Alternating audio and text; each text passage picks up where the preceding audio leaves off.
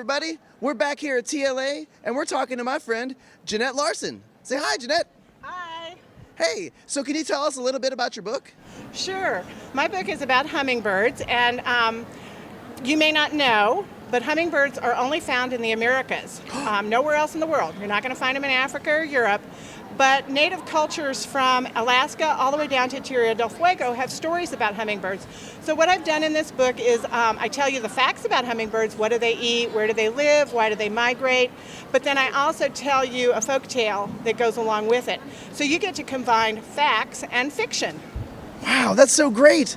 So what made you want to write about hummingbirds? Well, it's really interesting because a friend of mine who did the illustrations for it and I wanted to do a book together, but we had to come up with a topic. And I was actually on vacation down in Rockport, Texas, which is on the Gulf Coast, and I walked out of my hotel and I was surrounded by hummingbirds. And I thought, wow, that would make a really neat book, especially with her illustrations because they're fabric. And so I started thinking about what could I do, and I remembered that when I was in college, I took classes in anthropology, and I had heard folk tales about hummingbirds. So I thought, well, let me see if I can put those two together. And so actually what's kind of interesting is that because of the hummingbirds, I've now moved to Rockport and I live down there with those hummingbirds all year round. Wow, that's so great. So you love the hummingbirds so much you moved in with them. I do. I even have a little necklace here that has hummingbird on it. Oh, that's pretty. Hummingbird. Wow, so wait. So let's back up for a second. You said that the illustrations in the book are woven or They're fabric. They're fabric. Fabric. How does that work? So it's really neat. It's very different. You can see here, and you can see some of the pictures inside. Yeah, can we open it up and show the camera? And you can see that the illustrator did really beautiful illustrations with pieces of fabric all put together. Oh, wow, it's almost like a quilt. My grandma's got a quilt like that. It is like a quilt, but you know, I kind of call it fabric art because if you say quilt, people sometimes think it's something you're going to put on the bed. And these are pieces that are about that big, but they are quilted. That's so cool. I've never seen anything like that. Yeah, it's pretty Well, neat. thanks for sharing that with us. So, hey, have you been an author a long time? Well, I wrote some books for other librarians, but this was my first book for kids. And it came out about 4 years ago. So I guess, you know, for a long time I didn't really feel like I had anything I wanted to write about, but then I did. Wow, and so what was your favorite part of making this book? The research. You know, being a librarian, I love doing research, and so finding all the different folk tales, finding out the facts about hummingbirds. I mean, hummingbirds have to eat every 15 minutes, and then they have to poop it out so that they're light enough to fly. That sounds like my dad. Yeah.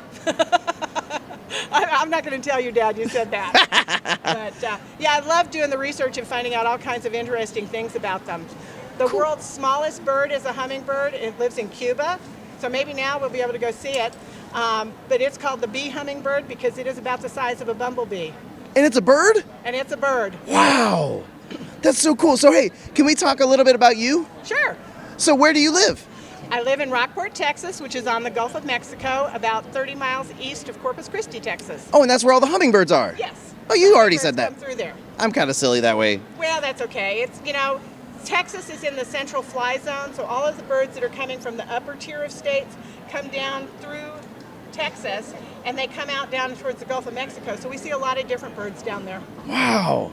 Well, hey, so you like birds a lot. Do you have any pets? I do. I have 2 cats. Both of them are rescues. And I have 2 dogs. They are Skipper Keys. And I have the mother dog and I have her puppy. Although her puppy is 10 years old. He's still my baby. Aw, that's great. Hey, do the cats like birds as much as you do? Well, the cats are totally indoors because, yes, one of the biggest problems for birds is cats that are outside who, even if they're not going to eat the bird, they will either kill it or play with it enough that the poor little thing can't survive. But so I keep my cats totally indoors. I will say that DJ does like to look out the window. I call it watching cartoons because he'll watch the birds that are coming up to the feeders, but he can't get outside to them. Does he make a weird little noise when he sees the birds? Kind of like He makes weird little noises a lot of the time. I love cats. Yeah. Well, hey, I got one last question for you, and it's a question we ask everybody on the show. What's the grossest thing you could think of? Oh gosh, there's so many gross things. I think, you know, it's like a lot of times when I'm walking on the beach, I see dead jellyfish and other things that are just like, masses of bleh. And it's like, ooh, let me get away from that. Because also there's usually other little bugs and critters crawling all over it. So that's pretty gross. That's really gross. Have you ever stepped on one with your bare feet? No, because I watch where I'm walking. Oh, that's smart, because I bet it would feel icky. And I wear beach shoes. Oh, beach shoes. Good idea. So I can walk in the water. All right, well, thanks for talking to us today. Good talking to you. All right, let's say goodbye to everybody. Bye. Bye.